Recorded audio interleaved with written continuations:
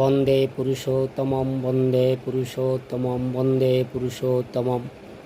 ইষ্টানারূপ রঞ্জিতের সুদাদাও মায়েরা সকলের প্রতি রইল আমার আনন্দিত জয়গুরু।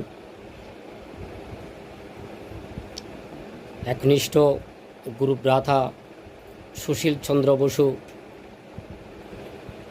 শ্রী ঠাকুরের দিব্য ইতিহাস দেগর আগমন উপলক্ষে এক আলোচনায় বলেছেন, পরম দয়া শ্রী ঠাকুর দেগরে আসার পূর্ব মুহূর্ত পর্যন্ত হিমায়তপুর আশ্রম কর্ম প্রবাহ অব্যাহত গতিতে চলতে থাকে। এমনকি আসার অব্যবহিত পূর্বে মাতা মনমোহিনী দেবীর নামে একটি কলেজ স্থাপিত হয়। কেউই তখন কল্পনা করতে পারেনি যে শ্রী ঠাকুর এই বিরাট কর্মচঞ্চল